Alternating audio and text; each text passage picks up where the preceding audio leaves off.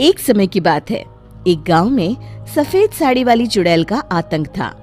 चुड़ैल रात भर गांव में घूमती और गांव का जो भी आदमी उसे दिखाई देता उसे वो घायल कर देती। अरे कोई तो बचाओ, मर गया रे। एक रात हरिया अपने खेत से अपने घर लौट रहा था कि तभी अचानक उसके सामने चुड़ैल आ जाती है। अरे बाप रे, ये चुड़ैल कहाँ से आ गई? आज तो मैं गया काम से।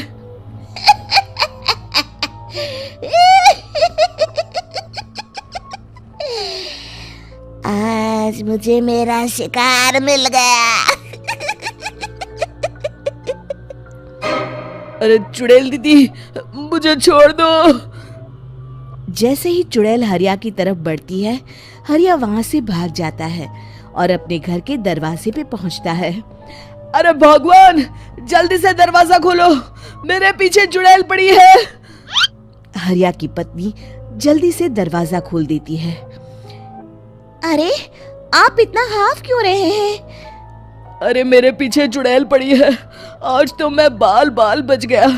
जल्दी से सभी दरवाजे और सभी खिड़कियों को बंद करके बत्ती बुझा दो। तभी चुड़ैल हरिया के घर के पास पहुंच जाती है। अरे वो आदमी कहाँ गायब हो गया?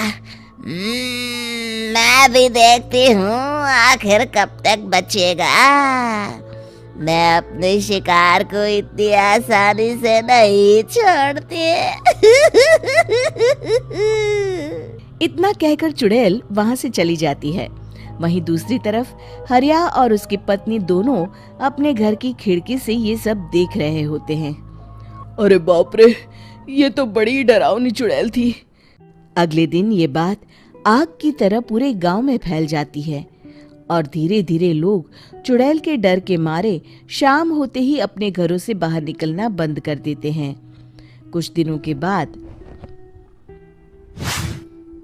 भाई, मैंने तो इस चुड़ैल के डर के मारे रात को अपने खेतों को पानी देना बंद कर दिया है। कहीं मेरी फसल सूख गई तो मैं तो कहीं का नहीं रहूंगा। साहूकार का कर्जा कैसे चुकाऊंगा? अरे भाई, पूरे गांव वालों का यही हाल है। पता नहीं ये चुड़ैल हमारे गांव में कहां से आ गई। फिर एक दिन गांव के पास वाली नदी के किनारे एक बहुत बड़े तांत्रिक के आने की बात कुछ गांव वालों को पता चलती है। वो लोग जाके ये बात गांव के मुखिया को बताते हैं। मुखिया जी, नदी के किनारे एक बहुत ही पहुंचे हुए तांत्रिक बाबा आए हैं। हमें उनसे मदद मांगनी चाहिए। मैंने सुना है वो बड़े बड़े भूतों और चुड़ैलों को अपने वश में कर लेते हैं। मुखिया जी सभी गांव वालों को लेकर उस तांत्रिक के पास पहुंच जाते हैं। ओम फट स्वाहा, ओम फट स्वाहा। तभी तांत्रिक अपनी बंद आंखों को खोलकर कहता है, क्या बात है? तुम सब लोग यहाँ क्यों आए हो? मुखिया जी उस तांत्रिक को सारी बात बता देते हैं।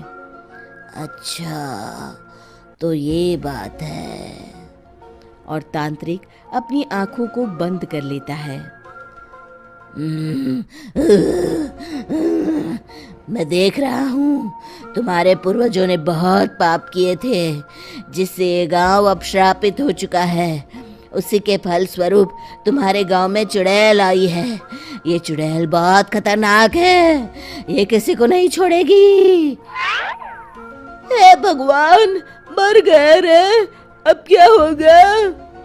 तभी गांव के मुखिया जी कहते हैं, बाबा, इस चुड़ैल से हम सबको बचा लीजिए। कोई तो उपाय होगा। इसका सिर्फ एक ही उपाय है। सभी गांव वालों को बारी बारी हर दिन अपनी आधी फसल उस पहाड़ी के ऊपर बनी काली गुफा में छोड़ के आनी होगी। तभी उस चुड़ैल की भूख मिटेगी और श्राप का प्रभाव खत्म हो जाएगा और तुम सब जिंदा बच जाओगे। सभी गांव वाले उस तांत्रिक की बात को मान लेते हैं और वहां से चले जाते हैं। फिर अगले दिन से रोज उस गांव के लोग बारी बारी से अपनी आधी फसल उस काली गुफा के पास जाकर रखाते। कुछ दिनों बाद हरिया की बारी आती है।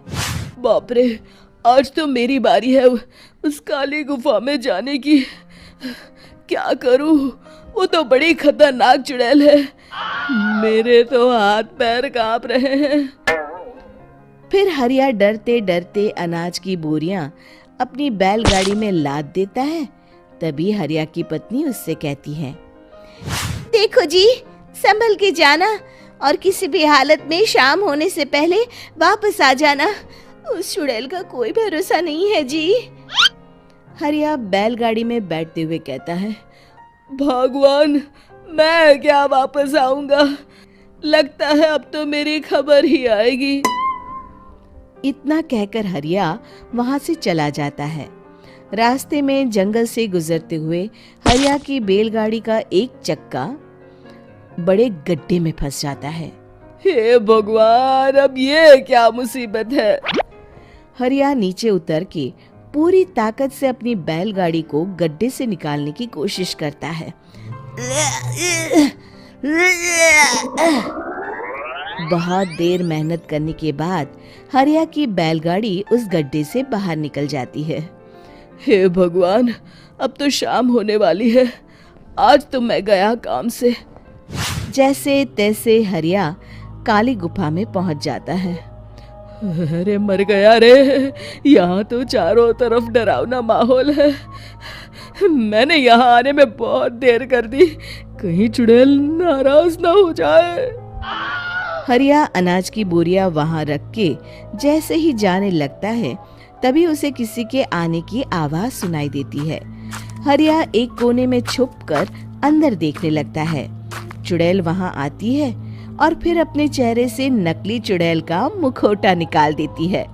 हरिया ये देख के हक्का बक्का रह जाता है। तभी चुड़ैल कहती है, भैया यहाँ आना। आज तो बहुत अनाज आया है, इसे मिलाकर अब हमारे पास ढेर सारा अनाज जमा हो गया है। कल ही हम इसे शहर में बेच आएंगे और माला माल हो जाएंगे। तभी अंदर से नदी के किनारे वाला तांत्रिक बाहर आता है। अरे, ये तो तांत्रिक बाबा है। हाँ, अब तो हम दोनों की जिंदगी मजे में कटेगी। गांव वालों को बेवकूफ बनाना इतना भी मुश्किल नहीं था। लोग तो तुम्हें सच में असली चुड़ैल समझते हैं। हाँ, तुमने सही कहा। अब ये गांव वाले चुड़ैल के डर से जिंदगी भर इस काली गुफा में अनाज पहुंचाते रहेंगे। अच्छा, तो ये बात है। ये दोनों पूरे गांव वालों को बेवकूफ बना रहे हैं। अभी जाकर सबको बताता हूँ। हरिया उन दोनों की पूरी बातें सुन लेता है और जल्दी से वापस गांव में आता है। गांव वालों को पूरी बात बता देता है। इससे पहले वो दोनों हमारा अनाज लेकर शहर जाए, हमें उन दोनों को पकड़ना होगा। उधर दूसरी तरफ नकली तांत्रिक और नकली चुड़ैल बनी औरत एक बड़ी गाड़ी में सारा अनाज लाद के वहां से निकलने की तैयारी कर रहे होते हैं। जल्दी करो, इससे पहले हमें कोई देख ले। हमें यहाँ से निकलना होगा। और तभी वो दोनों देखते हैं कि सामने से सभी गांव वाले अपने अपने हाथों में मशाल लेके आ रहे हैं। दोनों बुरी तरह डर जाते हैं। रुक जाओ, तुम दोनों का भांडा फूट चुका है। अरे मर गए रे, ये गांव वाले कहाँ से आ गए? तुमने क्या सोचा इतनी आसानी से यहाँ से निकल जाओगे? ये अनाज हमने अपने खून पसीने से दिन रात खेतों में मेहनत करके उगाया है। दोनों मुखिया जी के पैरों में गिर जाते हैं। हमें माफ कर दीजिए, हम दोनों एक नंबर के कामचोर हैं। बिना मेहनत किए पैसे कमाना चाहते थे। हाँ हाँ, अब हम आगे से मेहनत मजदूरी करके पैसे कमाएंगे। हमें कुछ मत करना, हमें छोड़ दीजिए। इतना कह के दोनों गांव छोड़ के भाग जाते हैं और सभी गांव वाले फिर से खुशी खुशी रहने लगते हैं। शिक्षा, तभी तो कहते हैं कि किसी भी समस्या का समाधान केवल सूझबूझ से ही करना चाहिए और कभी हिम्मत नहीं हारनी चाहिए। दोस्तों, हमें उम्मीद है कि आपको हमारी ये कहानी पसंद आई होगी। कृपया हमारे चैनल को सब्सक्राइब करें और सभी अपडेट्स के लिए बेल आइकन जरूर दबाएं।